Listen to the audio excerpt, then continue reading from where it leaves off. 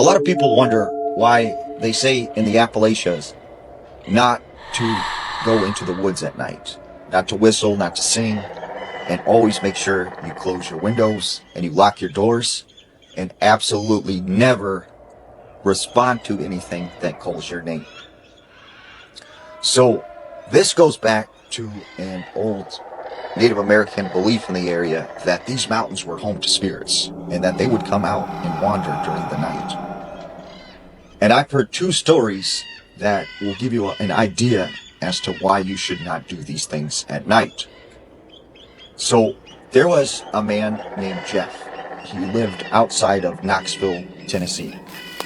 And he was told about this spot up in the mountains where there was some good mushrooms. But no one would go to this area because they were very superstitious. So Jeff thinks, I'm going to go to this area and get a good haul. And, what do I care? There's no such thing as ghosts. So he goes out, he parks his car, he goes into the woods, and he's hunting for several hours. Starts to notice the sun is going down, it's getting dark. It's time to head back to his vehicle. Now as he's walking through the woods, he all of a sudden hears, Jeff, come here. Come, Jeff.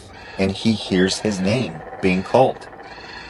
So Jeff knows from legend that if you hear something calling your name, you do not respond.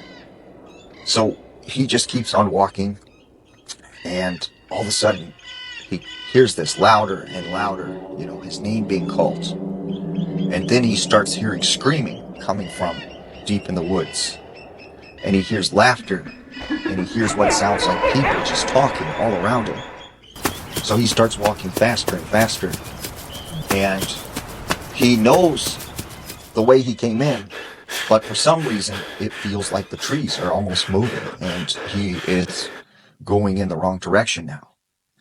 And finally he comes out sort of to this open area, and he sees a man standing out in this field, but he's turned around looking in the opposite direction. So Jeff goes up and approaches this guy and says, "Excuse me, sir, do you know the route back to the highway?" And when this man turns around, Jeff realizes that it's himself. And he's all bloody and bruised, and he's just staring back at him. So Jeff runs as fast as he can for several miles, gets in his car, and drives back home. Later that night, he's awoken to hearing voices inside his room calling out to him, "Jeff, come back, come." And so Jeff never went back into the woods again, mushroom hunting.